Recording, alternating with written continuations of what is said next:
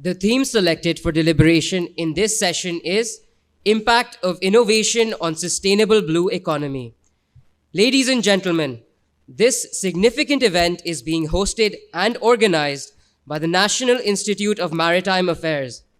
We are grateful to Senator Mushahid Hussain Sayyid, Senator and Chairman of the Senate Defense Committee, for gracing this session. Ladies and gentlemen, we are privileged to have Rear Admiral Retired Farrukh Ahmed, 𝐓𝐸𝐻𝐼 Military, as a moderator for this session. Rear Admiral Farrukh Ahmed, 𝐓𝐸𝐻𝐼 Military, was commissioned in Operations Branch in December 1983, having won the coveted Academy's Dirk from Pakistan Naval Academy. At Naval Headquarters, he has served as Director Submarine Operations during 2006 to 2007. He is a graduate of 25th PN Staff Course and Armed Forces War Course 2005 to 2006. The Admiral is the recipient of 𝐓𝐸𝐻𝐼 Military for his meritorious services. Having led retired life until December 20, he was appointed as Chief Executive Officer, Maritime Technical and Support Services in December 2020, aiming to proactively engage with corporate entities of the world. Ladies and gentlemen, we now hand over the mic to the moderator of this session for further proceedings. Thank you very much for this brief introduction. I'm grateful, I'm indebted to this young community coming from NIMA. Thank you, sir. Bismillahir-Rahmanir-Rahim. Honorable Chief Guest, Senator Mushahid Hussain Sayyid, Director General NIMA, National Institute of Maritime Affairs, Vice Admiral Ahmed Saeed, 𝐓𝐸𝐻𝐼 Military, are eminent speakers who took time to come and present their papers for this particular session. You can see them on the main table. Distinguished delegates coming from abroad, inland, former flag officers, serving flag officers, distinguished guests, ladies and gentlemen, Assalamu alaikum. As already briefed, I'll be moderating this session on that is themed on impact of innovation on sustainable blue economy. Just a few words before we start about our honorable chief guest.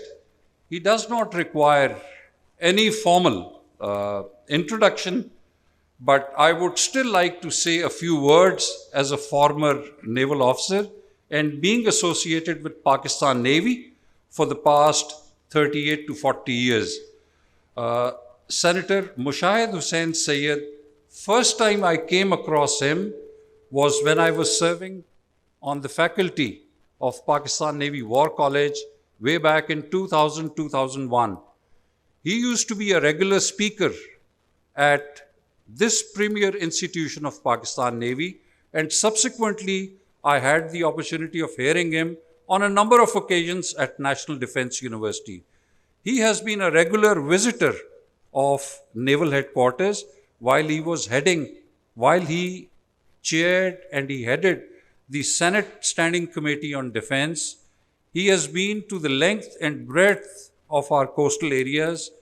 He has profound and intimate knowledge on maritime security, maritime economy, how environment, security, geopolitical environment in this region is evolving, and what should be the policy guidelines for us as Pakistan Navy, for the armed forces, and for the country.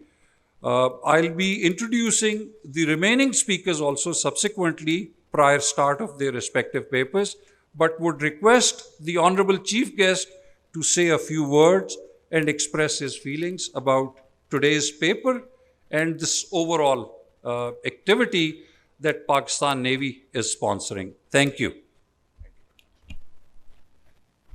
Thank you very much. Good morning and Assalamu alaikum. In the name of the Almighty, the Lord of all mankind, I think we are getting off to a good start on time.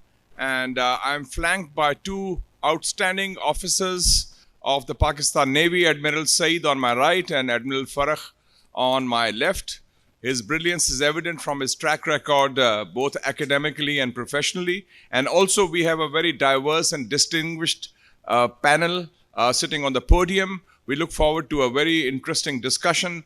And I hope that you had a good night, ladies and gentlemen, after last night's gala dinner. And I would also like to warmly welcome a very high-powered media delegation that has just arrived in Karachi from Islamabad, led by a very senior journalist, Mr. Mateen Haider. And I look forward to the media interaction, and I hope the media gives excellent and due coverage to this all-important issue of the blue economy, Pakistan's maritime security, maritime diplomacy and maritime economy, which is a guarantor of a better tomorrow for the people of Pakistan. With that, I hand over to Admiral 𝐓𝐲𝗏 to let's get the ball rolling. And I can assure you that with these two experienced sailors around me, we'll have smooth sailing today. Thank you. Thank you very much, sir. Ladies and gentlemen, before we formally start the proceedings, I would like to welcome Vice Chief of the Naval Staff, Vice Admiral Faisal Rasool Lodhi, 𝐓𝐸𝐻𝐿 military, who has consented to grace this occasion, and hopefully we will also benefit from his vast and diverse experience of the naval profession and maritime economy. So, without much ado, I would formally introduce the first paper, that is paper 8 overall in this activity, but first paper for today, that is role of coastal communities in conservation of coral reefs, impact on marine life. And to speak on the subject for the next 15 minutes or so, we are honored to have our distinguished guests, Dr. Anuar Liporado bin Abdullah from Malaysia, who's sitting on my left. I'll introduce you a little and then I'll formally request you to take the podium, sir. Dr. Anuar studied marine biology in the United States and has been a marine biologist with 42 years of experience in coral conservation, protection, and rehabilitation. Ocean Quest was founded in Malaysia in 2010 by Dr. Anwar Abdullah. Ocean Quest Global is an environmental organization at work in 7 countries, ladies and gentlemen, throughout Southeast Asia and the Indian Ocean. After years of research, Ocean Quest Global has created its own techniques, methodology, and material for coral reef rehabilitation. Over the past few months, the organization has been actively involved in rehabilitation of Maya Bay around island in Thailand. This project is being carried out in collaboration with the Marine National Parks Operations Center and the Department of National Park, Wildlife and Plant Conservation.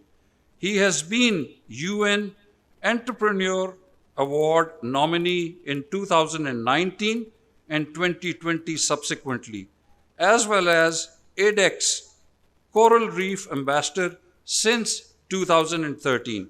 He has also represented the organization at international level on multiple times. Sir, it's an honor to have you here amongst us, and I would now request you to kindly say a few words on the allocated subject. Please.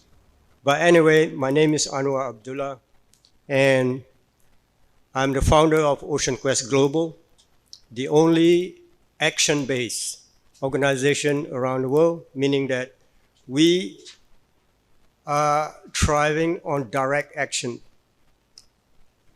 The slides that you see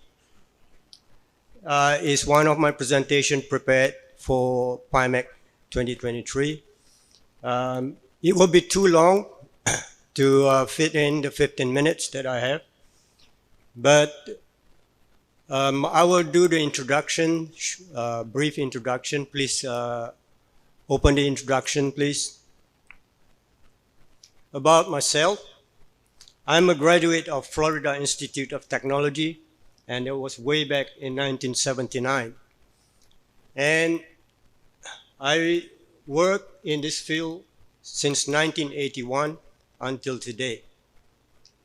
And what I did is I invented my own system,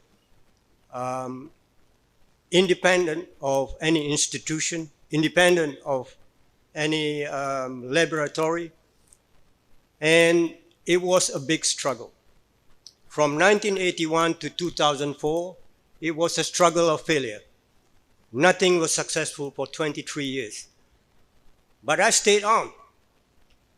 From 2004 to 2006, I found a formulation that works for the coral reef in terms of building back coral reef naturally, not putting concrete, not putting steel, not putting any kind of artificial structure.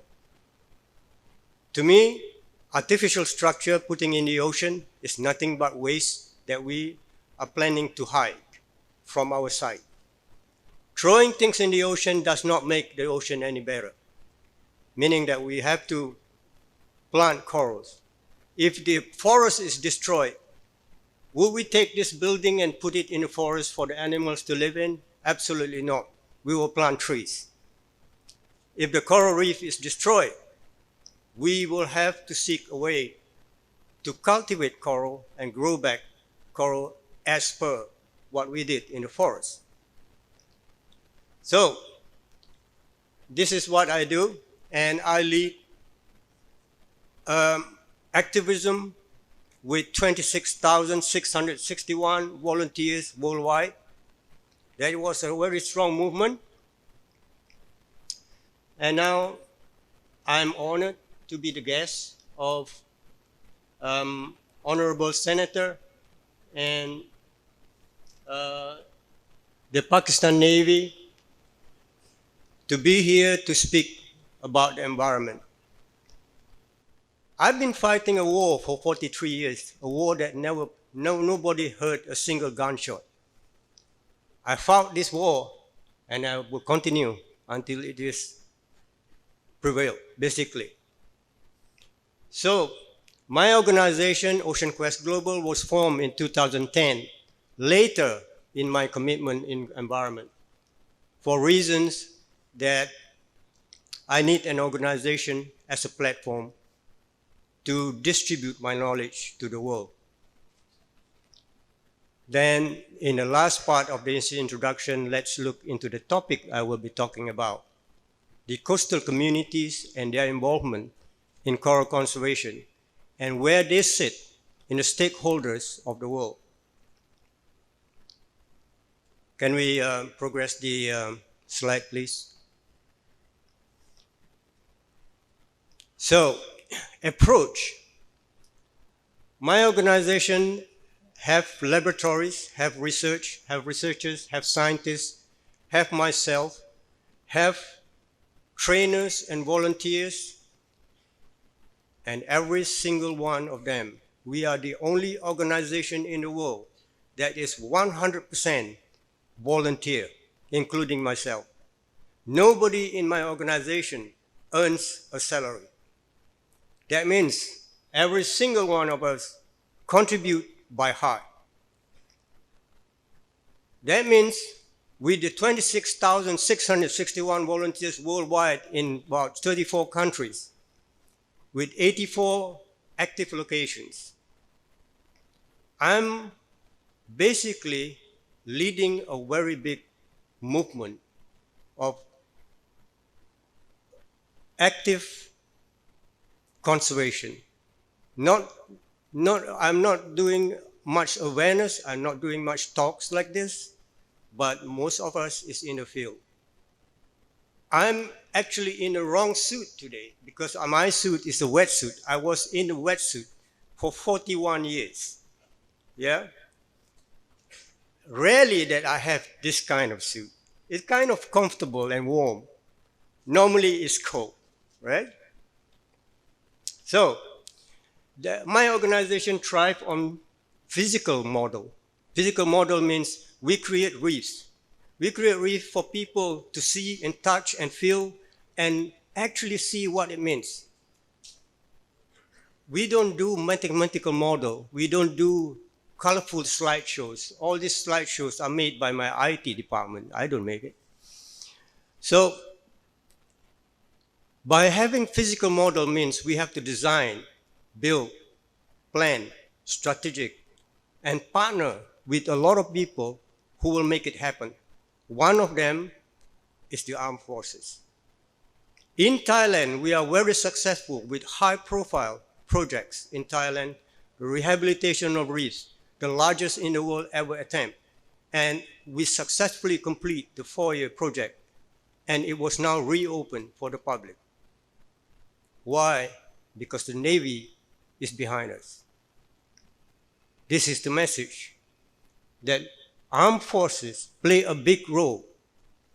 In many places around the world, marine protected areas established politically, and political MPAs doesn't work. It doesn't work at all, because the enforcement is poor. There's no SOP, there's no protocol. The politician will say, hey, vote for me. I'll give you a section of the MPA to take care of so that you can collect money from anybody who's using it. Then that little guy who voted for him gets the MPA and he do his own rule. He writes his own protocol, whatever he likes, right? But there's no SOP, no protocol, no legislation even. And then for the next 5 years, when the politician lost his election, another politician comes, the role goes over and over.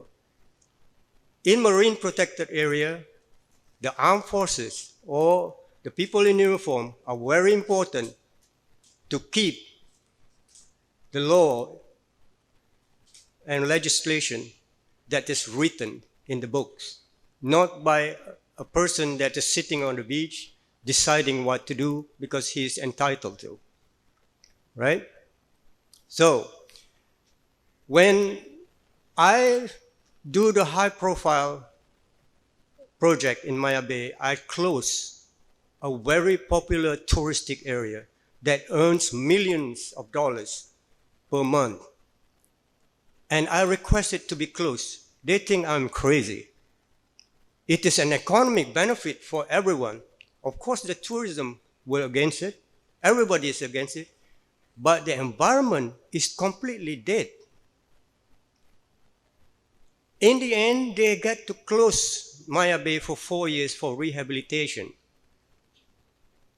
because the Navy helps it happen, makes it happen for me.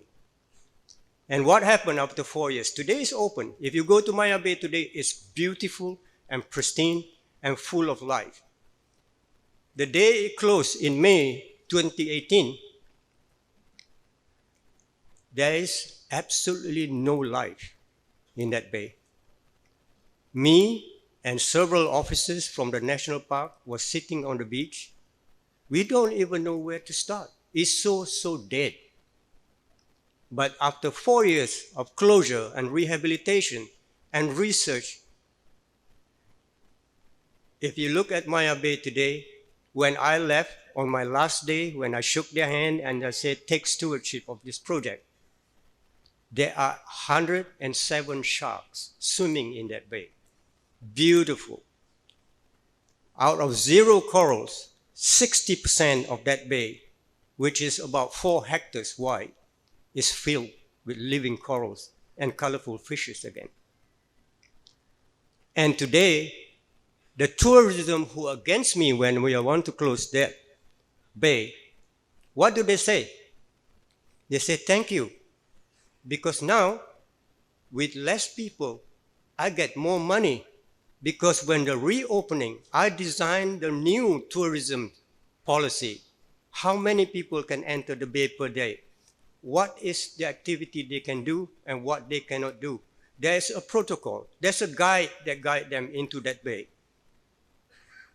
Now, they have to pay extra to get in, the entrance fee. And where do this extra goes? It goes to the agents. It goes to the tourism people. They get more money with less work now. And are they angry at me anymore? No. Everywhere I go, they will say thank you. So that is only one of 34 countries that I work. In some countries, there is even more drastic measures we need to take. We call it the countermeasure. Rescuing reef and countermeasure is another issue. In Southeast Asia, the biggest issue is the unregulated distribution of illegal blasting caps. And they use the blasting caps for bombing. They bomb the reef because it's quickest way for fishing. Where do the blasting cap come from? We don't know, but it was sold in the illegal market everywhere. So what we do, most of these people, if you think logically, most of these people recruit them as their own children. They take their own children. They recruit their own children. Nobody in the right mind will let their children go with a fisherman who's bombed in the hands. So they have their own children as their recruit. So what we do, we target schools where the children go, and we capture them, we bring them and give them other activities so that they don't follow their fathers out to the sea. So that when their fathers retire, they have alternative income. They don't have to repeat what their fathers do. Because old dog, you cannot train them. You cannot tell them what to do. You cannot give them any instruction at all. Let them retire without replacement.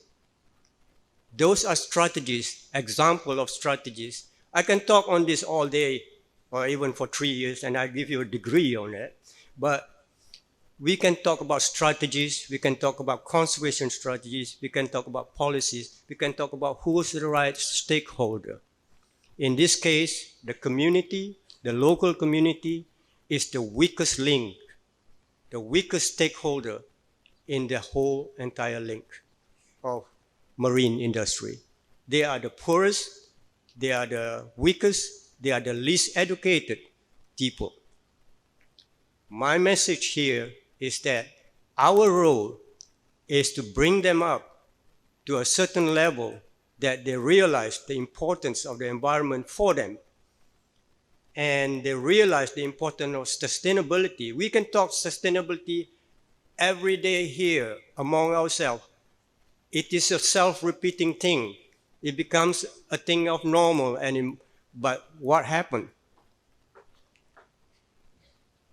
I think my time is almost over now. What happened?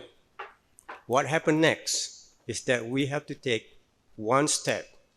First, the local government or provincial or federal government have to be committed in wanting to solve this problem. Second, for Pakistan, for example, I'm grateful for the Pakistan Navy and the MSA, the Marine Security Agency, who have provided me with a boat. I arrived day before yesterday at 6 o'clock. At 9 o'clock, I was in the reef. The corals you see in that picture is from Pakistan. It is not from Asia. And you have corals. You have these resources. And who can protect it if it's not you? Then the next step is a question. When are we going to stand up from our comfortable seat and act on it? Thank you very much.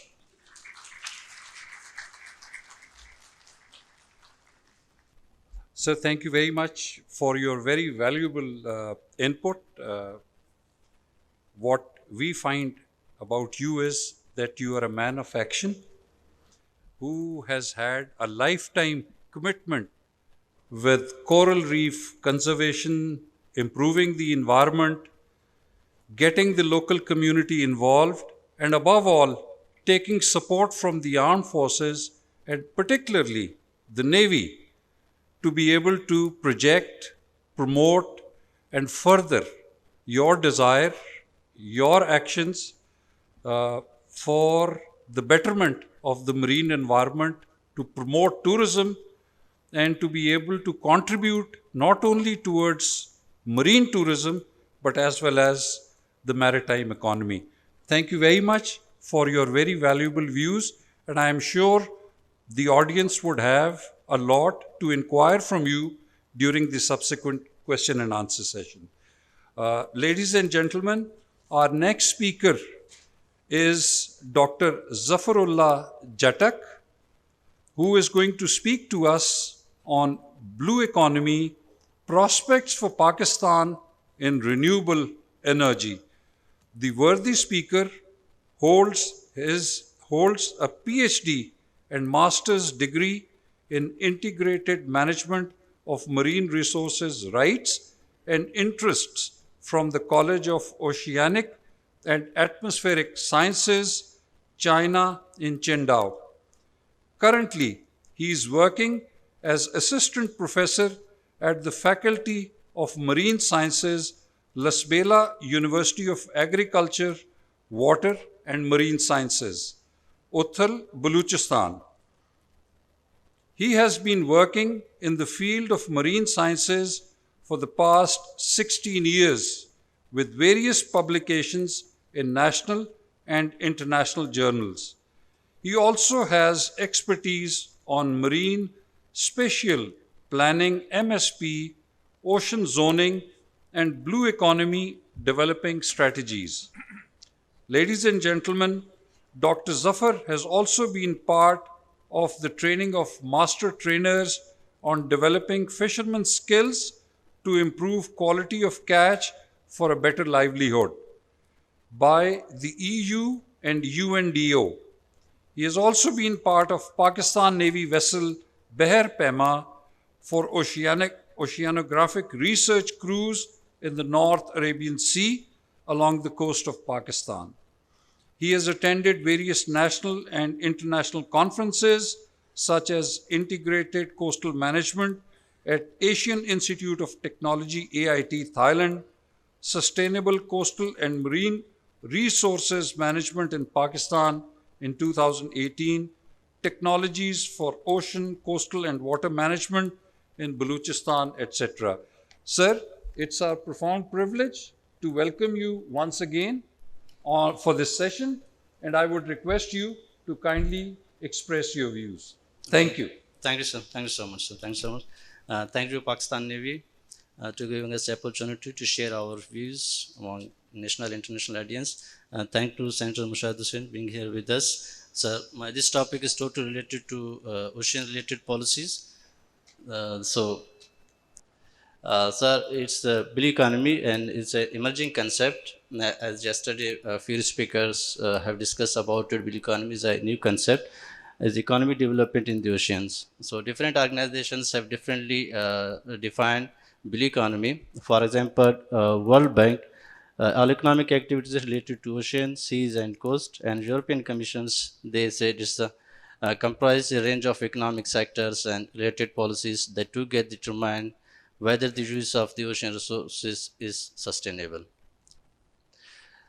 So we need to think globally, as I mentioned, understand the concept and process of global blue economy development, promoting transitional operation experiences sharing. And then we need to act locally, embracing the process of blue economy and building the capacity for future blue economy developments. So different agreements and different international laws and conventions, they are also supporting blue economy development. Just like SDG goal, life underwater. It says conservation and sustainable use of the marine resources for sustainable development. And the Rio Ocean Declaration, ocean as a natural capital, and APEC Conference 24 Shaman Declaration, they also mentioned the blue economy is the key sector for the economic development, and other agreements just like UNCLOS, ICHI, Biodiversity Target, CBD, Ramsar Convention, CITES, MARPOL, and many organizations and many conventions, they are also supporting the blue economy development in the country. When we talk about the global ocean value assets, So, sir, it's really big. When we talk about the renewable generations, it comes $6.9 trillion from mangroves areas, coral reef areas, swamps, and other areas. When we talk about the carbon emissions, oceans can absorb more than 30% of the carbon from the atmosphere. And when we talk about the productive wise, it's about $7.6 trillion, and commerce and trade is shares $5.2 trillion. Ocean energy, as my topic is related to ocean energy, most of the countries, they are shifting the traditional way of ocean energy into the renewable energy. So they're getting most of their energy from the tidal barrage.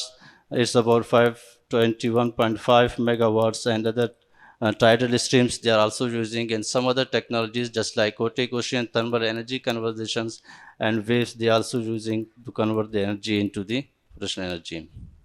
So when we talk about the renewable energy, according to the Global Wind Energy Council, it started in 2006.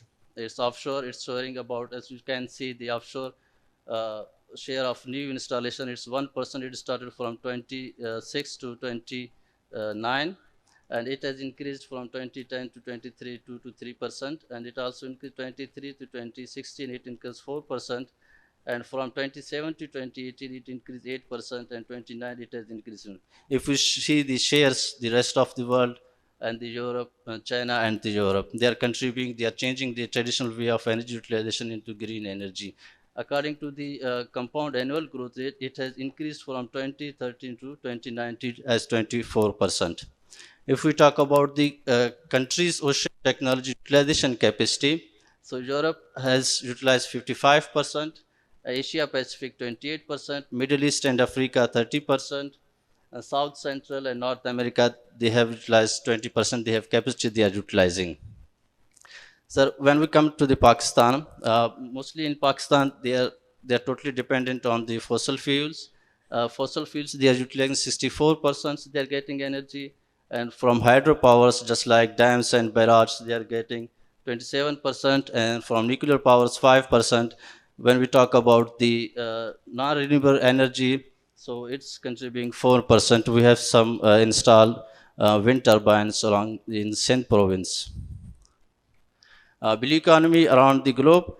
Sir, before blue economy, we need to know the concept. How can we get the blue economy in real form? For the blue economy, you need to conduct MSP. MSP is the Marine Spatial Planning. It's kind of ocean zoning. You need to divide your oceans into different zones. So different countries, they adopt MSP first, and then they implement their blue economy policies. Just like in Oceania countries, 3 countries, they have adopted MSP for the blue economy achievements targets. And in Europe, 25 countries, they have adopted MSP.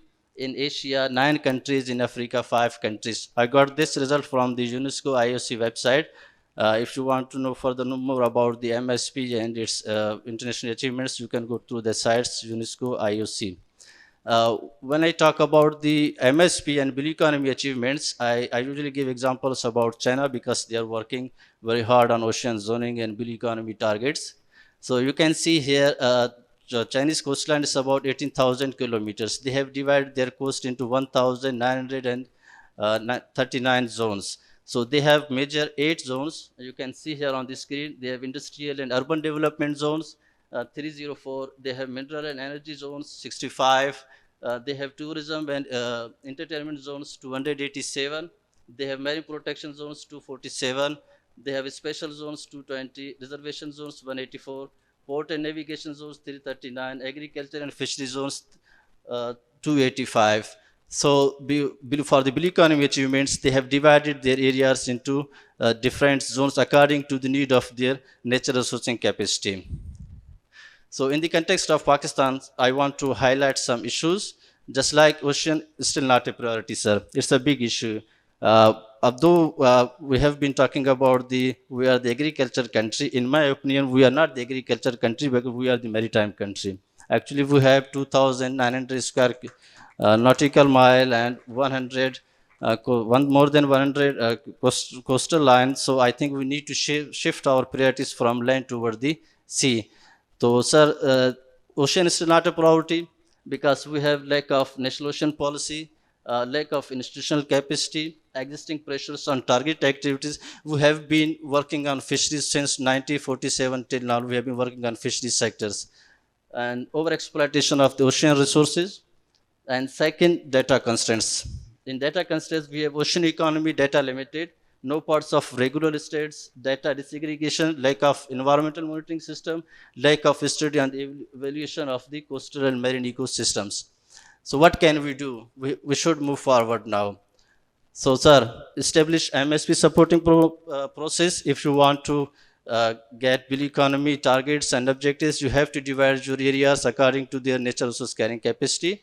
Just like establishing a MSP supportive laws, inclusive form of ocean resources management, build horizontal and vertical integration among organizations that are directly or indirectly involved in the management of the coastal and marine areas in Pakistan. The emergence of the private sectors, we have to we have to access private sectors to come and invest in ocean areas, and circular economy and climate resiliency. So existing issues related to coast and marine in Pakistan. If we talk about the institutions, there are overlap and conflict of policies, sir.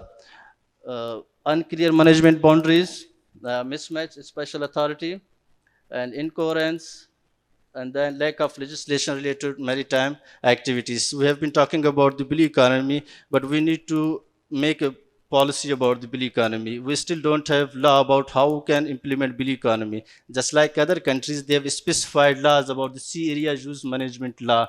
This law defines the policies of the blue economy. We should have the sea area use management law. If somebody wants to do investment, if somebody wants to do some kind of activity, they should know about the law, how this area can be utilized. And then second, lack of human resources. Sir, in Pakistan, there are few organizations, they are working about marine sciences, just like Beria University, Center of Excellence in Marine Biology. In Balochistan, we are the only faculty in Pakistan, we are offering BS Marine Sciences at Lasbela University of Agricultural, Water and Marine Sciences. I got my BS degree from that faculty, and 2008 I became lecturer there, and 2014 I moved to China for my master's and 8 years of PhD. So, sir, we need to expand our human resources.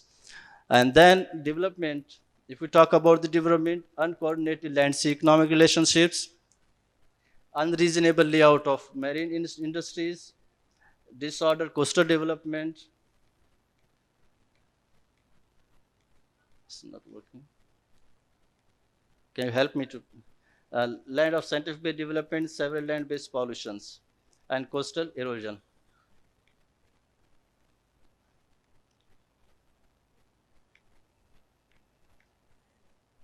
So obstacles in commercialization of ocean resources in Pakistan.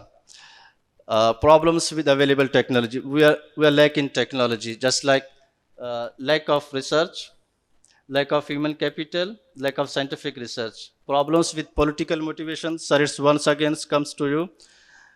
It's about lack of policy outcomes, focusing on sectoral development, limited awareness. When we talk about the problems with social supports, social exclusion, conflict of interest, and limited involvement in decision-making process. The last one is really a big issue, because most of the projects, when we are going to launch along the coastal area, we ignore the involvement of the local community. Without the involvement of local community, no projects can get positive results. And problems with industries are not available. Blue economy, we are talking about limited information regarding potential use of ocean resources, and then lack of investor confidence. And problems with evolutions, problem with project durability, short-term plans, and team conflicts. Solutions, sir, how can overcome to these issues? For the adaptation of blue economy, the government of Pakistan need to adopt marine spatial planning. It means the government of Pakistan need to divide its coastal areas into three broader categories: socially, economically, and ecological areas. I have defined MSP, the 3D approach, is ecological important areas. If we identify our ecological important, what will be the benefits? Identify ecologically important areas, form a network of marine protected areas, reduce cumulative use of human impacts on resources. And socially important resources, reduce user to user environment conflict, enhance livelihood, reduce pressure on target activities, science of resource ownership, capacity building, promote oceanographic knowledge. And economically important areas,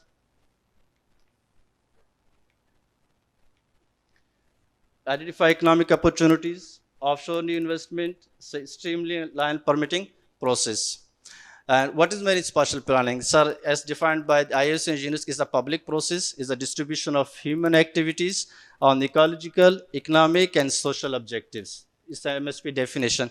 On the UNESCO sides, if Pakistan want to adopt MSP, they can get a membership from their sides, IOC, UNESCO. They will help, they have their technicians there. They can help government of Pakistan how to adopt MSP in their regions. They can help us, sir. They have expertise there. They can help us a lot. And MSP in real, what MSP does, it's a planning strategy. It's a national level strategy. First it plans, then it data evaluates, and then it's ecosystem constructions. It identifies areas. At the end, you can see these are planning processes. They have defined areas according to their carrying capacity. And the second picture is the MSP in real. How can we get MSP? So, according to my study, because I have my master's and PhD in MSP, in my studies, I have some research publications, as I have suggested for the government of Pakistan, how they can divide their areas into, I have just divided into 6 zones, just like fishery and aquaculture zone. In fishery and aquaculture zones, we can have aquaculture zones, capture zones, conservation zones for key areas. And port and navigation zones, we have port zones, waterways, and anchorage zones. Industrial and urbanization zones, we have industrial zone area, and we can also have urbanization zones. Oil and gas and energy zones, renewable energy and oil and gas zones, tourism and marine protect zone, tourism zones, and other, and reserve zone, military zones, and other reserve zones. So if we will adopt MSP, so we can divide our areas into different zones. And this is my recent publication I have published about the CPEC, marine blue economy development approaches, what kind of economic activities can be carried out along the Balochistan coast.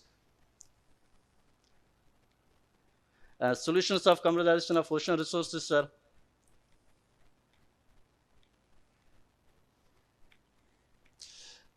Is invest in promote onshore industry, improve science-based decisions, advancement in technology, political support and will, and social inclusion. Because my topic related to renewable energy, so how can Pakistan get renewable energy sources? Sir, we have a strong wave energy. We can utilize wave energies. We have energy. We can build tidal barrages. We can generate, just like we build dams. We generate electricity. We can also build tidal barrages. We can store water from high tide in the barrage and the low tide. In both conditions, we can also generate electricity. And then we have current energy, and at the end, we also have ocean thermal energy conversion techniques. Thank you so much. Thank you, Dr. Zafar, for a very enlightening talk. You spoke about transition from ocean energy to renewable energy, and you also referred to different regions of the world as to what percentage or quantification they have made this kind of transition, and mentioning also some of the impediments as to what are the issues or the problems confronting our country, like so many other countries, talking in the realm of lack of awareness, lack of policy, absence of legislation, the capacity issues, institutional overlaps, and most importantly, not being able to integrate and make local community realize what is the importance. Believe me, and I'll be honest, I have for the first time come to know about marine spatial planning, or the MSP, and what is its importance. So, besides the audience, I'm also thankful to you for making me wise on this subject. On this subject, what is the necessity of zoning of the maritime areas, and why is it important? Now, ladies and gentlemen, these are some of the contemporary latest subjects and concerns where maritime nations need to focus and, take some tangible, practical steps. So, thank you once again. Ladies and gentlemen, our next speaker for the paper is Engineer 𝐓𝐶𝐻𝐿, who's going to speak to us on the subject prospects of marine aquaculture as alternate food security chain. Another very specialized, important subject. The worthy speaker is a seafood exporter and member of Karachi Chamber of Commerce and Industry, Pakistan Engineering Council, and Pakistan-Belgium-Luxembourg Business Forum. He served as CEO Fisheries Development Board for 7 long years and CEO Deep Blue Seafood Private Limited for almost 16 years. He also served as chairman of Pakistan Fishery Exporters Association for 8 years. Mr. Faisal completed his Bachelor's of Engineering in Mechanical Faculty or Specialization from UET, Lahore. Being in the seafood business since 1998, he is keeping an in-depth insight into the business management of fishing sector. He was also a member of the board of TDAP, that is Trade Development Authority of Pakistan, and EDF, which is Export Development Fund Board, NIO, National Institute of Oceanography, and Fisheries Development Board, FDB. Sir, we are honored to have you amongst us, and I would request you to kindly express your thoughts on the allocated subject. Thank you.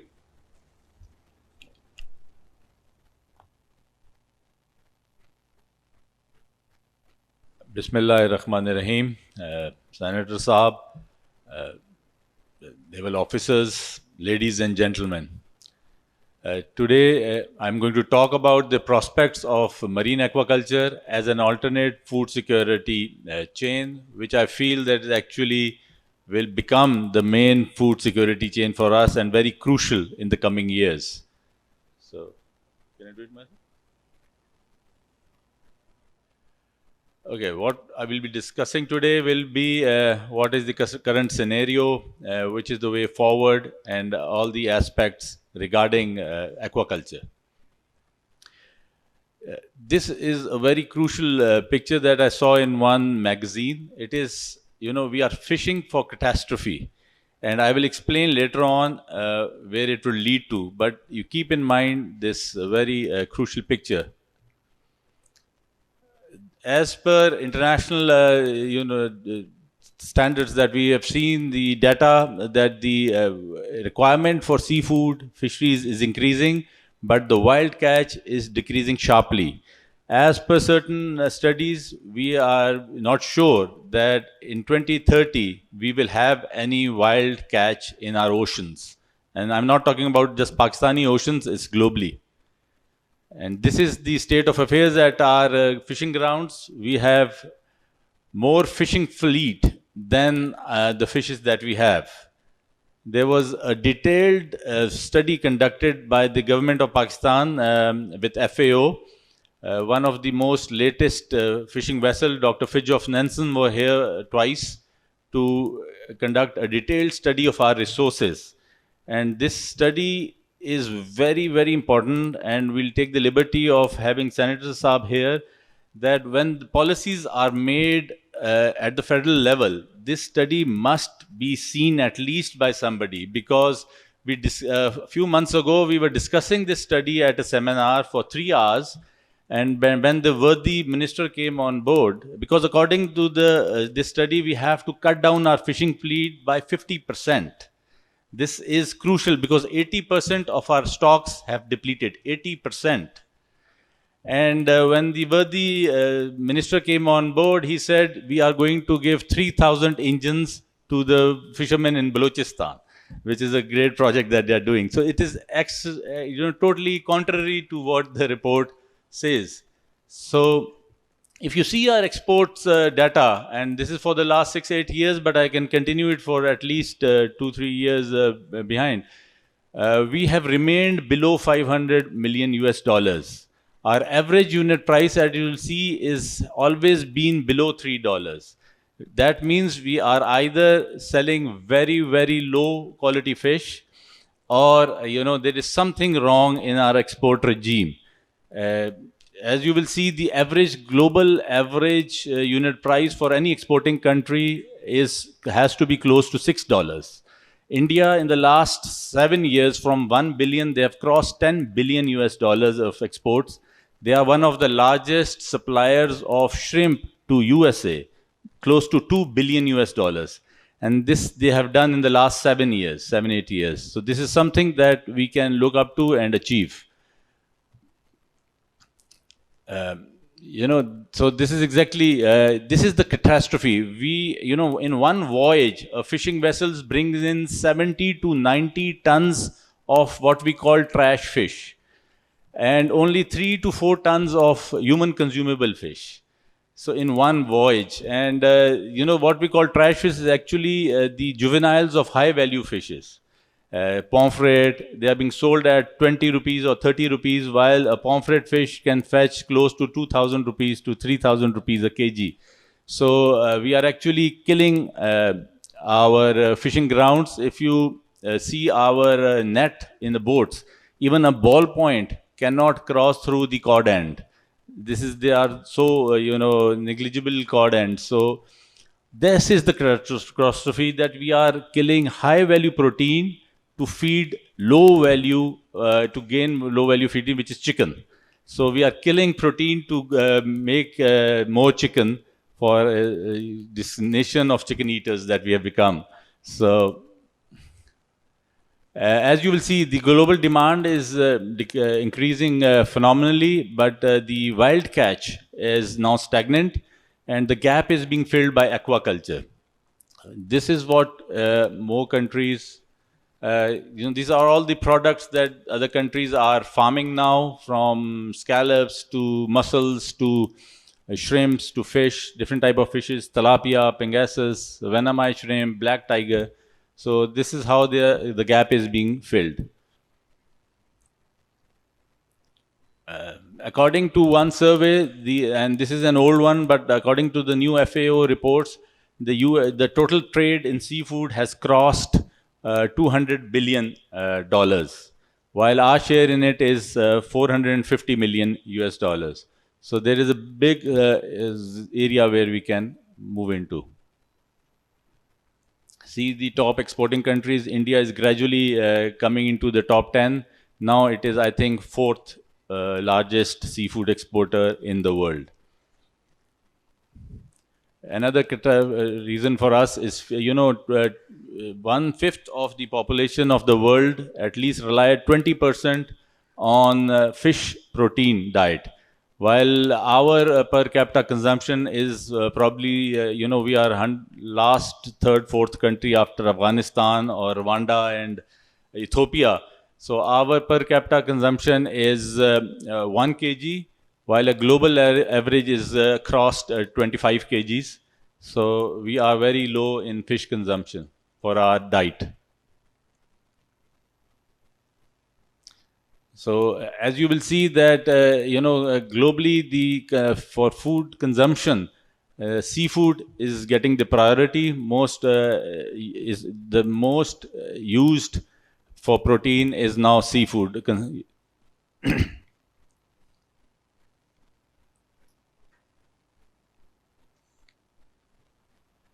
So if you see the least, so we are in the last, I think probably the 5th last country in fish consumption.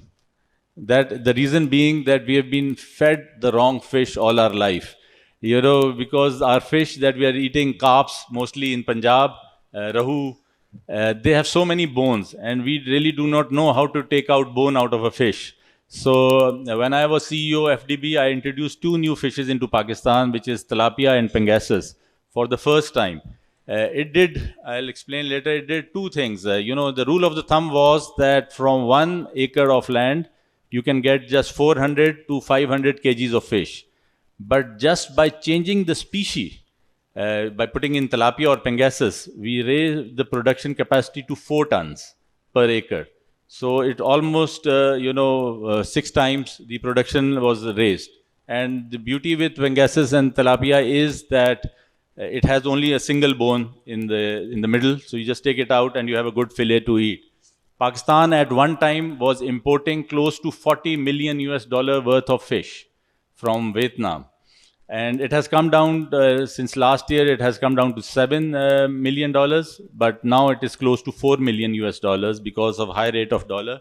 But it has opened up a new market for the farmers in Pakistan, that there is a $40 million market that we have to capture by local fisheries.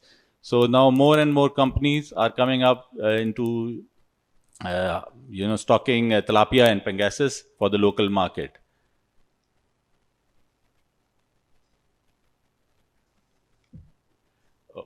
Okay. This is actually shows that it's cheaper to raise fish than other animals. I'm sorry about the statistics about pork, but just international standards that they show that they require more feed than fish. So fish FCR, which is a feed conversion ratio, said how many kilo of fish that, how many kilo of feed that you will give for them to become 1 kg. So for fish, it is around 1.15 kgs of feed that you give to get 1 kilo of fish. But for other animals, it is much higher. So it is always cheaper to raise fish. So the way forward actually is how to save our seas from overfishing. The only way forward is aquaculture. When we say that we have overfished our seas, it is not just us that it has done it. Japan, USA, European Union, everybody has done that. So if we say that the fisherman in UK speaks English, doesn't mean that he's more educated than our fishermen. So the fishermen globally are the same. They have overexploited their seas. And the only way forward now is through aquaculture. Most of the countries rely 90% for their exports and food source through aquaculture. This is from Gharo, Pakistan. This was the first shrimp farm developed by Fisheries Development Board, Government of Pakistan. And I would like to say that one of the crop was taken, and this picture especially was taken from a naval helicopter, because the farm was being run by excellent bunch of naval gentlemen that were working with me, led by a very dynamic person, Shahid Karimullah, the Admiral Shahid Karimullah. And courtesy to them, we got this picture, which I show everywhere as potential and opportunity. Because from 1 hectare, each pond is of 1 hectare. And from 1 hectare, we got 10,000 kgs of shrimp. So it actually fetched us $100,000 a year of crop from 1 hectare. No piece of land can get you this much amount of money out of this land, which is worthless. You cannot do anything, cannot grow anything but shrimp on these areas. So potential and opportunity, vast land is available where we can start such a project. And when we talk about the coastal line, and we talk about data and statistics, we are very confused, but one naval officer told me categorically that our coastal line is 1,001 kilometers. And he proved it with all the studies that he had conducted. So I think for once we should fix it, that our coastal line is for 1,001 kilometers, and not somebody would say 1,100 kilometers, someone would say, 900. When 5 years ago I started speaking on forums, it was 900 kilometers. So it is probably stretching or whatever, but let's stick to one statistics, which was very authoritatively told to me by a naval officer. So this is actually, marine aquaculture is the way forward. We are probably the only coastal country in the world with zero marine aquaculture. So, this is very easy. This is the land that is available for almost free, because nothing grows there. But I've seen that people in Sindh and Balochistan are very reluctant to get out of their cities. They have been bogged down by cities. I don't know the reason being it, but the businessmen also do not want to get out of the city. That's why all industrial areas are coming up within the city. So we need to move out of the city, and marine aquaculture, and I'll just show you the data to tell you that, as I have already explained, that the potential.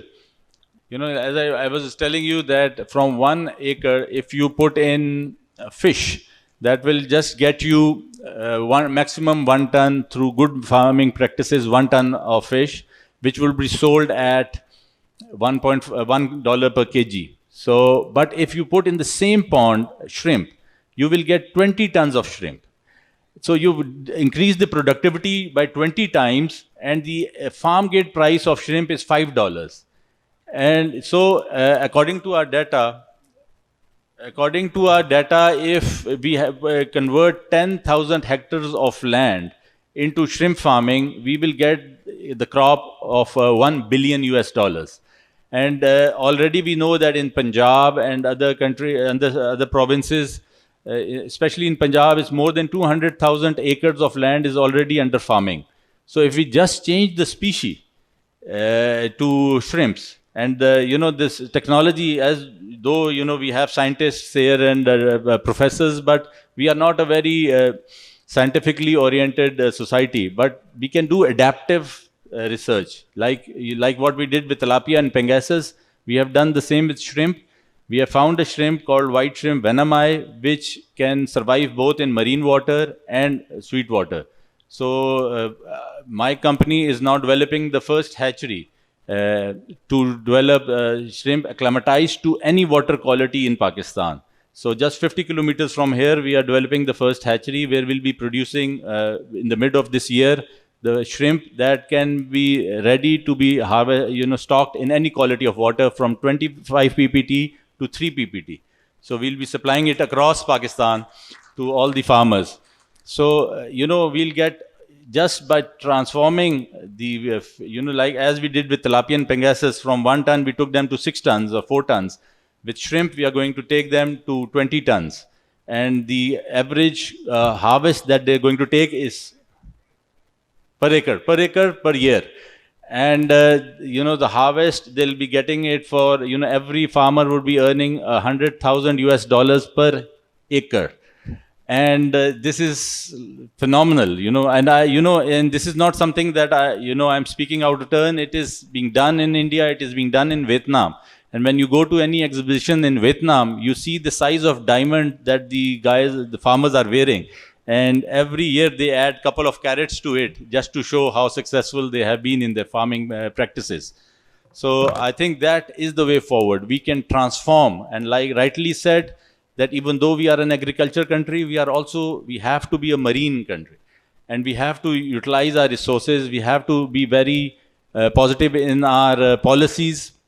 Like, we are the only country in the world in which if you have to import fish, you have to go to one ministry. And if you have to export fish, you have to go to the other ministry.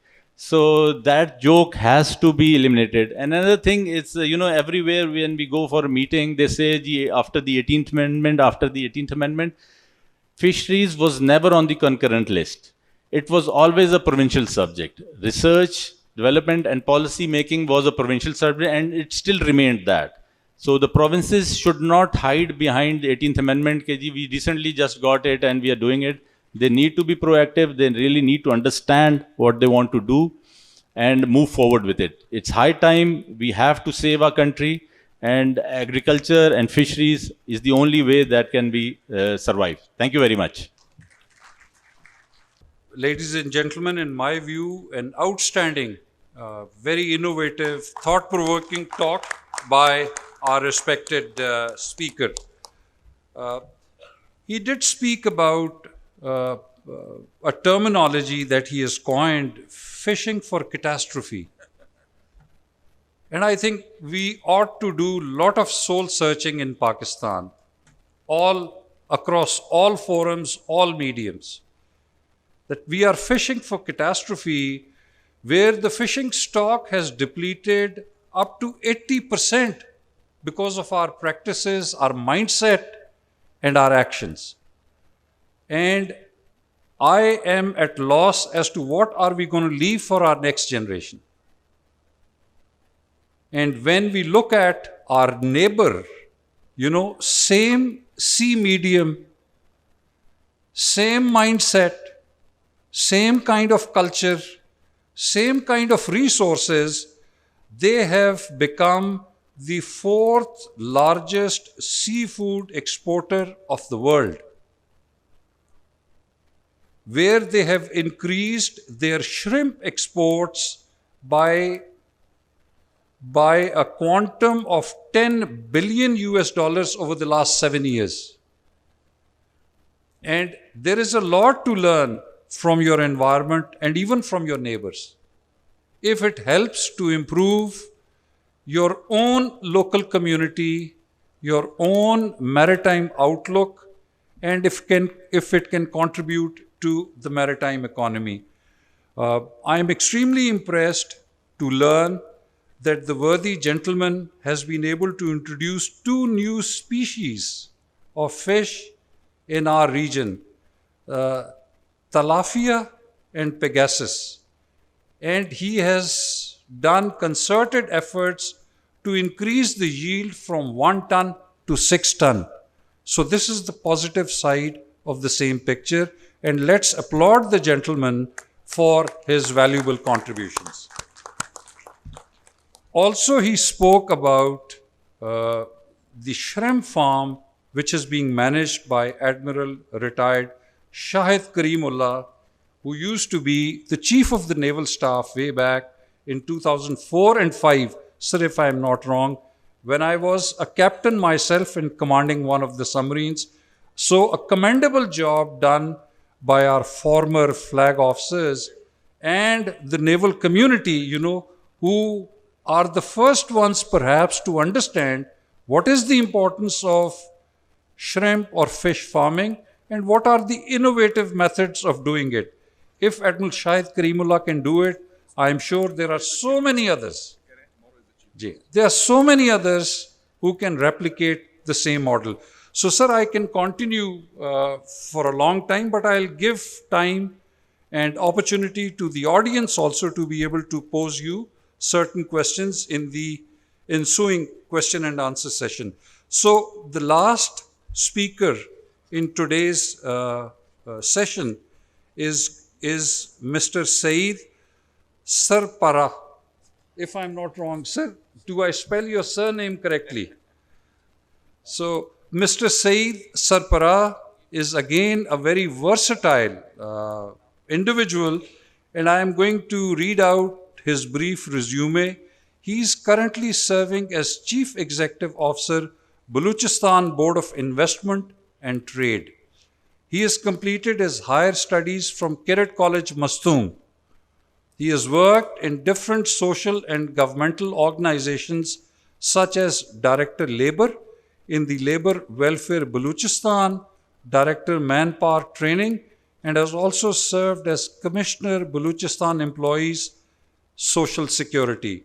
While he arrived for today's session, I came to know that he is also a recipient of Global Youth Leadership Award conferred to him in Bangkok that was represented by participants of nearly 100 countries.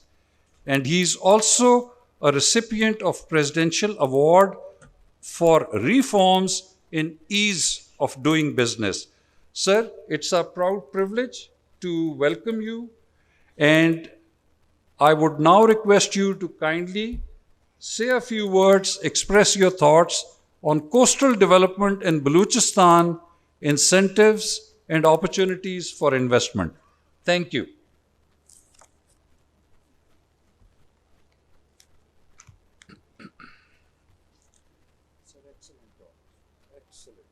Masha.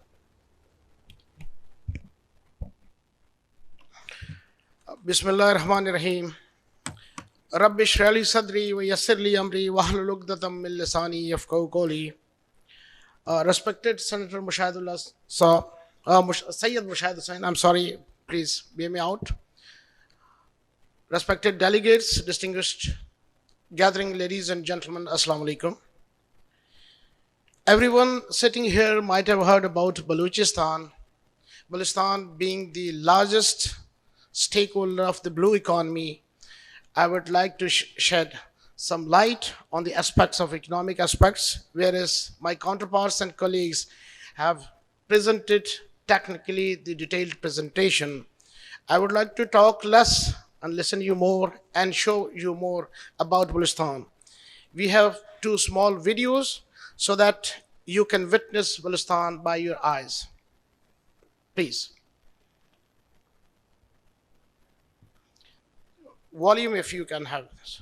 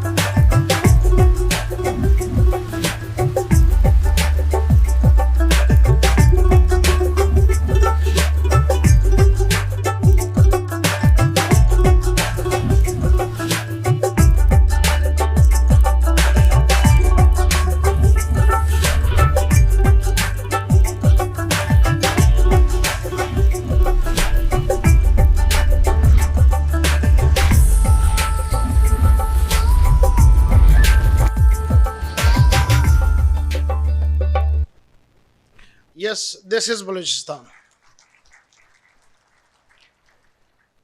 Now, what Board of Investment and Trade is doing, there's a small video for that even.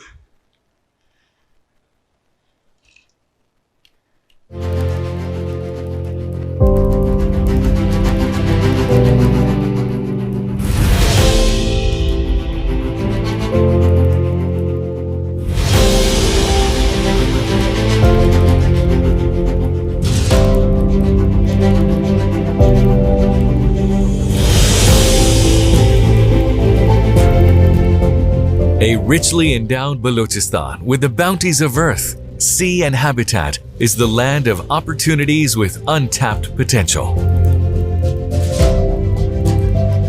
Balochistan has immense potential to be explored, be it mines and minerals, agriculture, livestock, energy, coastal tourism, ecotourism, trophy hunting, and Gwadar deep sea port. Balochistan Board of Investment and Trade is the focal agency aimed at the economical progression and prosperity of Balochistan, showcasing a wide range of investment opportunities.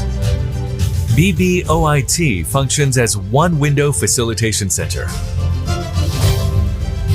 Balochistan Board of Investment and Trade is the focal agency providing one window facilitation to the investors. We are working on ease of doing business and reducing cost of doing business. Balochistan Board of Investment and Trade is formulating business strategy, investment strategy and policy in collaboration with World Bank that would ensure security of the investors. With diverse business opportunities in trade and investment, mining, renewable energy, oil and gas exploration, agriculture and livestock, fisheries, food processing, logistics, coastal development, ecotourism, and adventure tourism. Balochistan Board of Investment and Trade welcomes you to come and invest in Balochistan. Balochistan, home to limitless assets. The most valuable exports and most lucrative projects, beckoning investors, commercial, corporate or private purpose-driven entrepreneurs. Where the potential to strike gold at every turn is a reality just waiting to happen.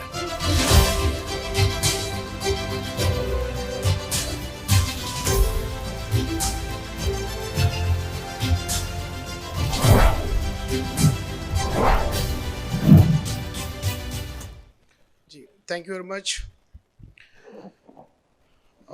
This is the mandate that we have, the Board of Investment and Trade, what we do. We own 44% of the land mass of the country, sir. Some statistics about Balochistan. So I won't go into the details due to the time restrictions. Very diverse, sir. The infrastructure that we have.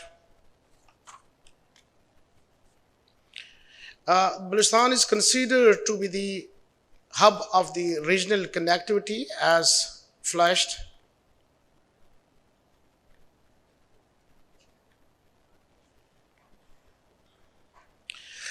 We strongly believe and we are confident that economic development and prosperity of Pakistan is linked with the development economic activities in Balochistan. Some slides from the CPAC. CPAC, yes, is the game changer. The projects for Balochistan, we can rightly say that Balochistan is the heart of CPAC.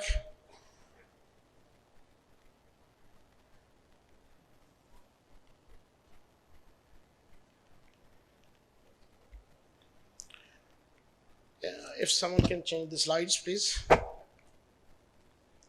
Yes, the projects for Gwadar. I'm not going into the details because you might have heard many speakers speaking all these statistics.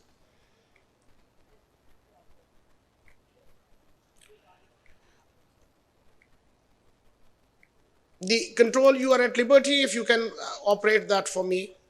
Yes, the Belt and Road Initiative, that it includes the trade volume of $6 trillion.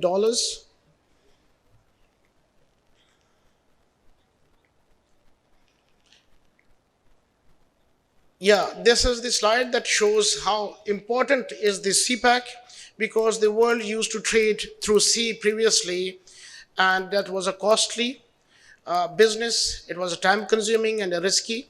After CPAC, the routes would be like that. It would be connecting 3 billion people of Africa, Europe, and Asia, and that definitely would be a game changer. Previously, the time for a single consignment was 35 days, and it would be reduced to 17 days only. These are some economically interested areas. I won't go into the details, but for the general knowledge of the audience, the potential in the mining sector.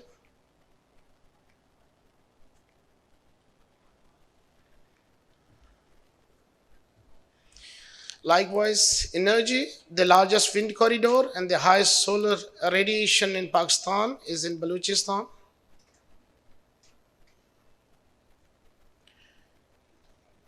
agriculture. Sir, our contribution is highest to the national economy. The statistics are flashed.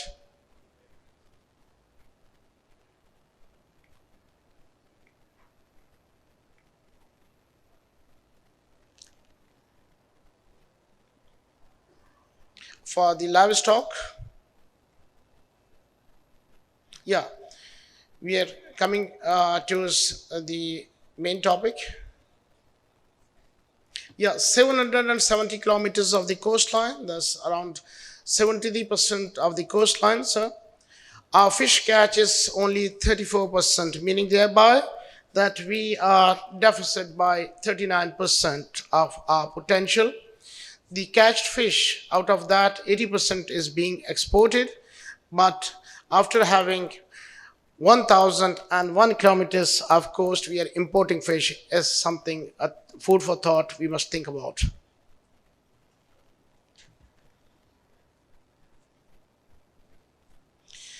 These are the statistics about the fishermen community. We have more than 70,000 fishermen population.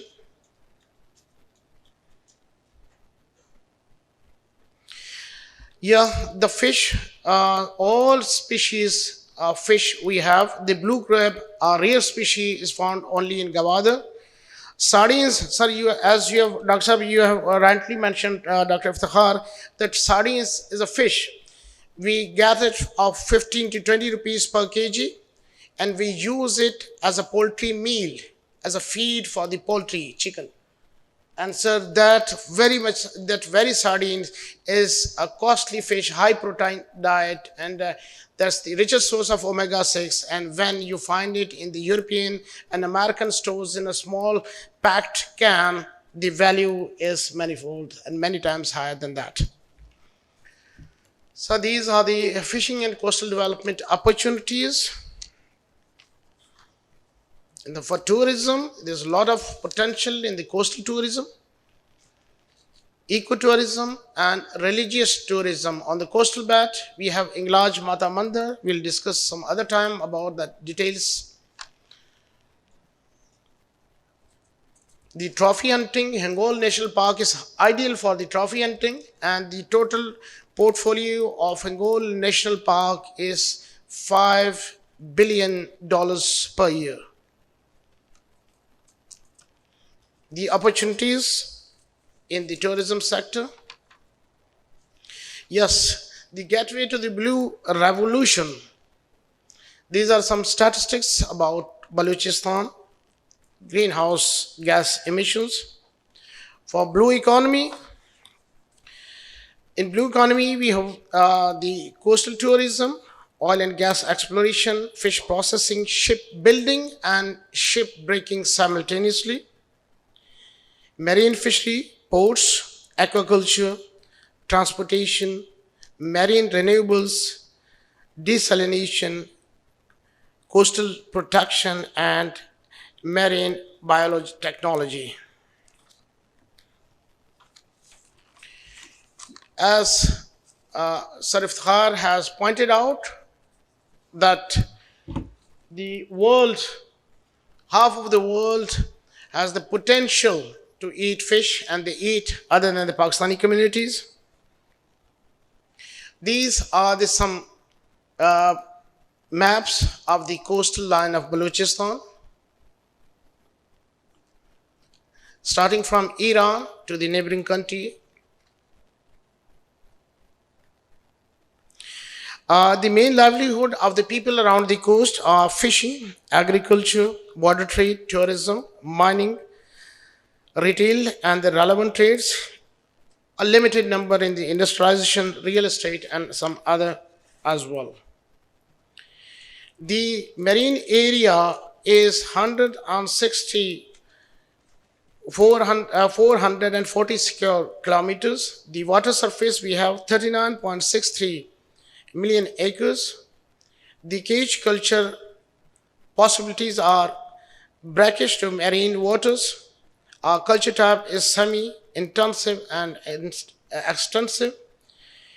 The possibilities of fish and shrimp species. that we have shrimp culture, mariculture, brackish water, and aquaculture. The water availability is indefinite. The Balochistan is the gateway to blue revolutions. We have already developed the master plan for that. Sure.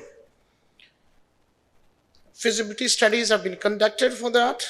And we have the eco-tourist resorts, highway restways, floating jetties, and other water parks, and coastal agriculture as well. The initiatives taken so far are the fish processing, marine culture, coastal tourism, landing sites, floating jetties, shipbuilding and breaking, port and shipping, and sustainable fishing.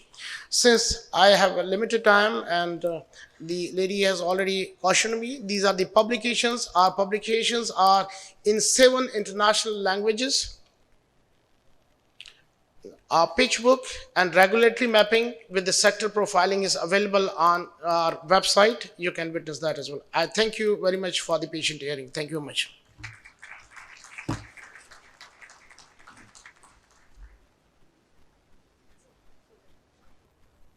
Mr. Saeed Saab, thank you very much for a very alluding, for a very, very positive and inspirational talk. Although he has dwelled on certain issues that we are very well aware of, but I would try to focus myself onto the central theme.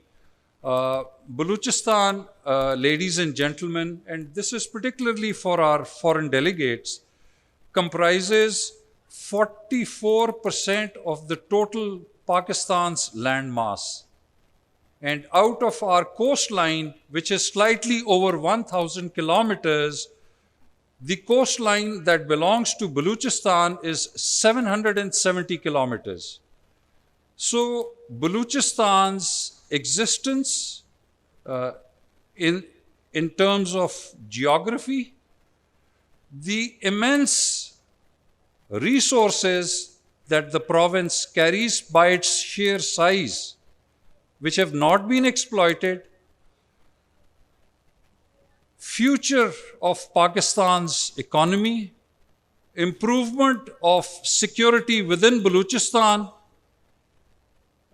its role as a linchpin in CPEC are some of the thoughts which I would like to leave to our foreign delegates.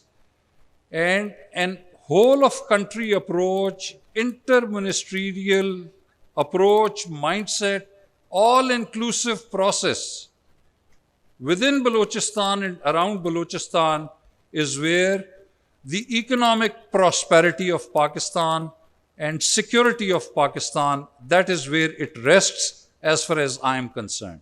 And I am sure most of the Pakistani participants would agree with me, but this is a thought that I would like to leave to our foreign delegates. So, sir, thanks a lot for being here, for introducing your province and its immense potential, not only in the maritime domain, but in all spheres of our general economy.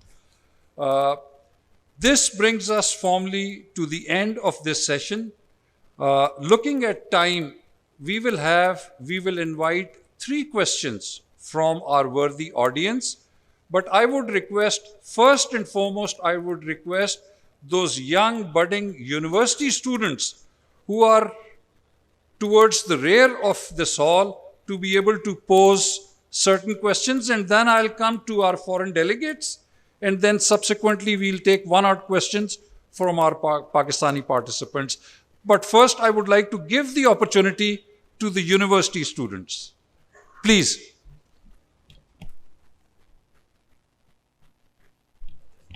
Anybody in the rear section of this hall representing some university, some college, some institute of maritime or specialized learning? Anybody?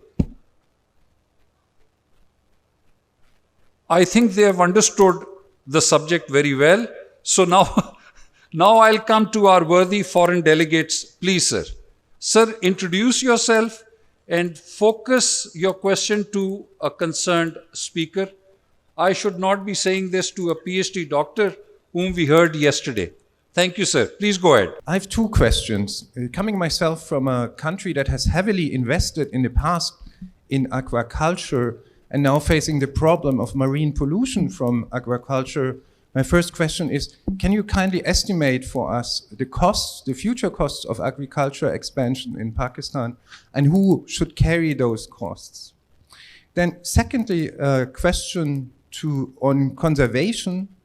And here I would be particularly interested if you can tell us a little bit more what you think the specific role of the Pakistan Navy will be, both in marine spatial planning, but also in coral restoration. Thank you.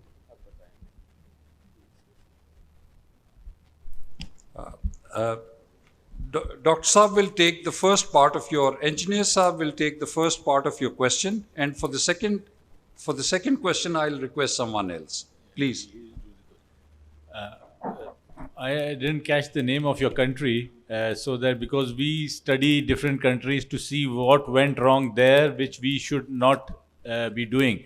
You know, for us, luckily, because we are back by 20 years behind the rest of the world in aquaculture. So for that, I don't take it in a negative way, but I take it in a positive way, because a lot of diseases and other mishaps have happened across different nations like China, India, Thailand. They have, they have encountered many diseases. So now we can learn from that, and we cannot take that same burden into our aquaculture system. Having said that, the entire burden of cost lies with the private sector.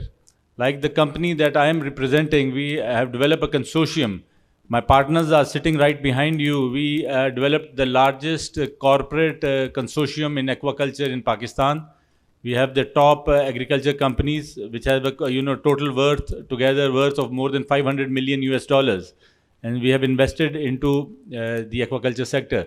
So we are going gradually by first investing into the seed production, then we'll go into production, then processing, and then exports and local marketing. So eventually the burden of investment will come on the private sector. And what I have seen, that what happened in Thailand and other countries where they have tropical climates, they start stocking the entire year. For us, there's a benefit, there's a silver lining, that because we have very severe winters, so the shrimp and fish that we are talking about do not survive those winters. So we get 3 months of sunlight to the same ponds, thus the diseases or the pollution in water that was in the previous crops do not go into the next year. So these are some of the areas, we can have a detailed discussion on it, but this is what we are thinking, and this is how we are approaching this aquaculture. Thank you very much. Sir, with regard to your second question, how can the military and in particular the Navy help various organizations, entities and bodies in development of maritime, marine business infrastructure? If I have understood your question correctly, I would request Dr. Anwar to speak about his experiences as far as Malaysia is concerned, and then subsequently I'll request Director General NIMA to be able to complement the thoughts expressed by Dr. Anwar. Please. Thank you. The involvement of armed forces, particularly the Navy, in conservation is in time, basically, because in many countries, especially in countries developing, they are very weak in terms of protecting their natural resources, number one. Number two, they did not have a guideline or a system that is already exists. In some countries, they don't even have a national park, a marine national park. Therefore, the armed forces, the Navy particularly, will take this role. And it does not mean that the Navy regulates everything. The Navy is just keep the order in place. But the other agencies has to play a big role as well. But then, one of the advantage of the Navy being as the guardian of national parks and national protected area is that they are free from any political involvement. They are the people who work by the book, work by whatever the legislation of the country is written and whatever the authority they have. There are many marine protected areas around the world that is politically established. And those are the ones that portray a very, very bad picture about marine protected area, because being a marine protected area is being abused because there is no legislation, there is no guardian to it. There is no people who take the role as saying this is allowed and this is not allowed. In a political MPA, it doesn't work. In many countries around the world, there are hundreds of MPAs and only a few that work, and most of them failed because they are governed politically. So Navy, being a non-political entity, is a better solution in guardian of this protected waters. Do I answer that question? Yeah. Thank you, sir. And over to Vice Admiral Ahmed Saeed, DG NIMA. Thank you, Dr. Anwar. I think very elaborate answer he has already given, but small things which I would like to, that is that as he elaborated that the Navy is not to control but to facilitate. So in this, Navy has been doing a lot. All the organizations, those who are working to conserve the potential of the sea and taking measures to cross-cut the pollution, that has been facilitated by the Navy. To start with, like the mangroves, that has been the big initiative of the Navy, that this used to be the 5th largest forest with Pakistan, that it started reducing drastically, but Navy took over the initiative of replanting this, and Alhamdulillah that situation has been arrested and it has come to its normal now. And it has been recognized in the Guinness Book of World Record also, that in 1 year a big effort was taken in which we, from the Navy, we organized replanting of mangroves. Secondly, about the coral reefs we have talked about. Dr. Anwar is here. He gave a very good account of it and very elaborate one. With the help of his organization and the PMSA, we have already organized, and he is here with this effort also, that after this he is going and we are mapping these. First step is to map these coral reefs, and then we present it to the government, and then legislation part goes on. So these kind of efforts being taken by the Navy.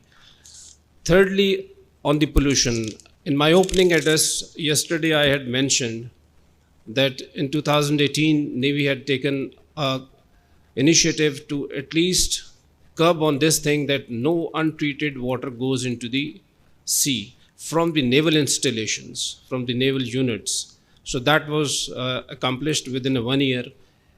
That is another part which Navy has contributed.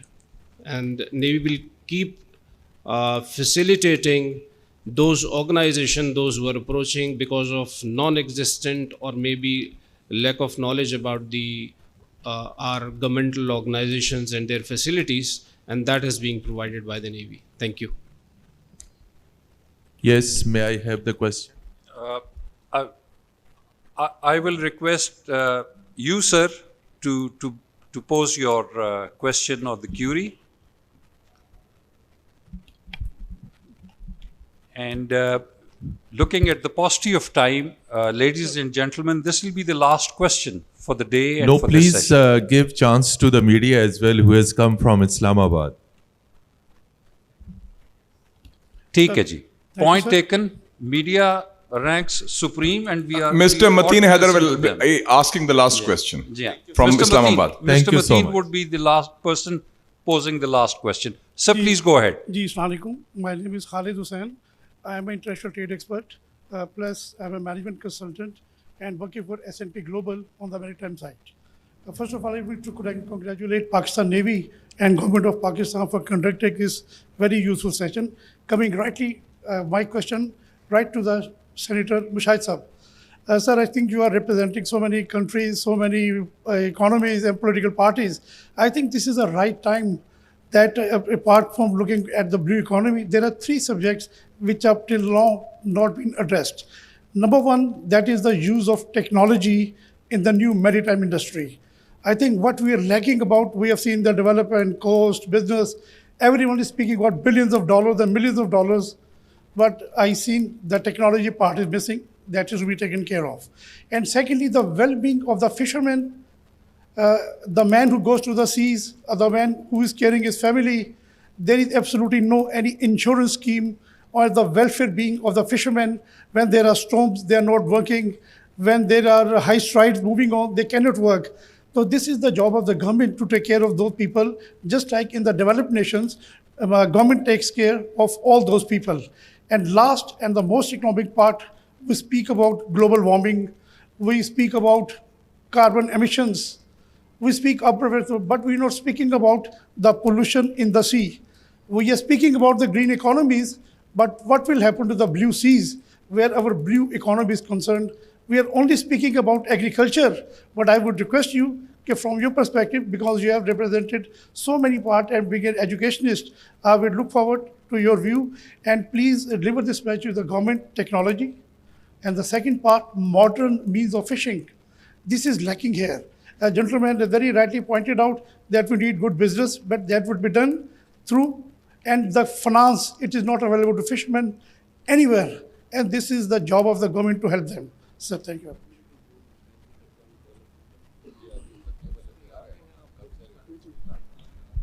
Mr. Khalid Sahab, I will mention it in my concluding remarks. Yes, with the Mr. Mateen Sahab, permission Mr. Mateen of, Sahab from media, thank please. you so much. Please. My question is to worthy Chairman, Senate Defense Committee, Senator Mushahid Hussain Sayyid, and also thank you for making very warm and kind words for us. Very wonderful question, and I expect that the answer must be given with sincerity. What went wrong with our blue economy? Every time we talk of this coastal belt of Balochistan and tourism hubs that could be established along with Armara and other places, and why we have been unable to do so far? Decades and decades have passed. Balochistan is still facing insurgency, terrorism, conspiracies, proxies, whose job is to overcome these all. And then keeping in view, if we are unable to overcome these insurgencies and separatists, which is a reality, then how Balochistan and Gwadar and this CPAC and these all future initiatives and dreams could be completed? And specifically to Mushahid Sahab, who sits in the Parliament of Pakistan, why the political leadership of Balochistan and in the federal government take no interest in the development of Balochistan? So Balochistan is the future of Pakistan. If the political commitment is lacking, we cannot talk about this blue economy. And look at the Karachi port, look at the all other issues where mafias are dominating. So keeping in view these all things, it's whose job? Why political commitment is lacking? Why commitment from the establishment is lacking? Thank you so much. Question is to Mushahid Sahab and to the worthy moderator and to the Ahmed Saeed Sahab. Yes, thank you so much. Sir, Para Sahab is head of the board and investment, and he's from Balochistan. He has the first right of response, right of reply. Sir, Mushahid Sahab, you put me in trouble. As far as Sir Mateen Sahab, you said the honest reply would be difficult for me. Being a government servant, sir, a civil servant, I must say, there are some lackings on the government part. I won't mention the political part too much, but the priorities has to be set. And there's a dire need of charter of economy. And apart from the petty political interests, a personal interest, the Pakistan should be first. And when you put Pakistan first, I think Balochistan is and will be in the lead role. As far as the development is concerned and insurgency you mentioned, sir, the area of influence is very marginalized and very narrow. And I think we are coping it with, and there are many challenges nationally, internationally. Whenever a country is blessed with such a geopolitical, geostrategic locations, that country usually faces such type of problems. But a one-liner that the geo-economics must lead the geopolitics. That's what I had to say, sir. Thank you. Sir, he did address to me also. So, although I am not very expert on this, but what my read goes, your question is very pertinent and very long, that why the blue economy is not getting the due importance.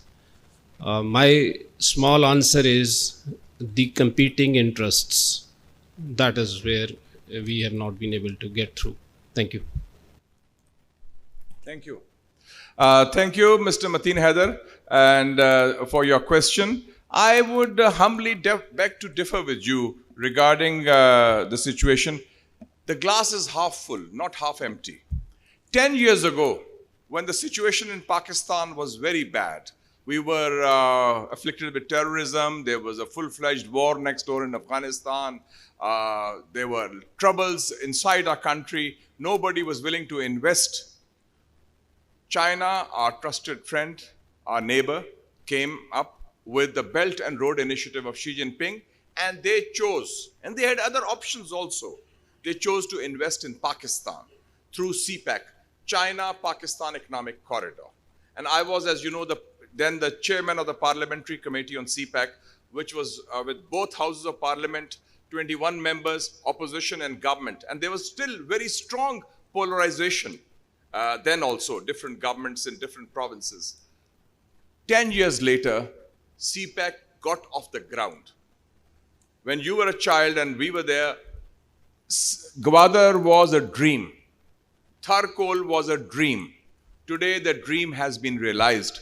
Gwadar port is functioning, Tharkol is there. CPEC has given 85,000 jobs. CPEC has given 28,000 people scholarships to study in China. CPEC has provided us with 600 kilometers of roads and highways, new transmission lines. CPEC has given Pakistan that kind of importance, and Gwadar is a functioning thing. Okay, now we come to the blue economy. Blue economy is relatively recent and it flows from there. And the core of the blue economy will be Balochistan.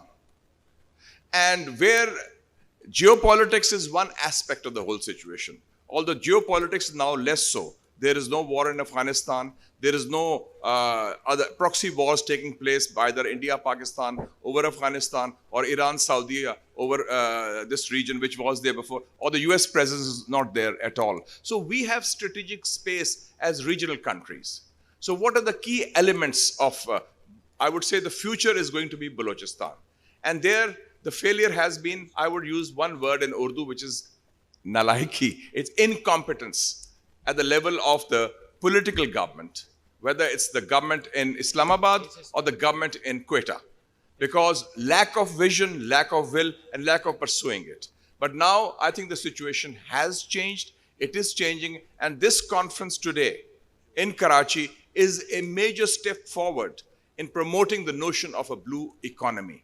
And for Balochistan, I think Saeed Sarpara Sahab has given an excellent presentation. I would say the 3 C's are there. CPEC, the coast, which is extremely important, and we know it is 1,001 kilometer, I think, precisely, and then connectivity. Afghan transit trade now goes through Gwadar, Tajikistan, Turkmenistan, Uzbekistan, Kyrgyzstan, Kazakhstan. They all want their trade through Gwadar, so Balochistan. And also, as you know, Gwadar to Gilgit and then on to Xinjiang province of China is 2,000 kilometers. So the future of the blue economy and the future of Pakistan's economic potential being realized is going to be through the great province of Balochistan. And we have such dedicated people. Look at the performance of Dr. Zafar Jattak, who gave a very clear vision of what needs to be done. And I think this session has been extremely important, and I expect you and your comrades who have come in the delegation from Islamabad to take this notion forward. And I will also give you an action plan on that before I sum up the whole thing. Thank you, Mr. Mateen Haider and your colleagues. And you got a lot of food for thought. And when we have food today for lunch, we'll get you more information. I want to thank Dr. Anwar Abdullah.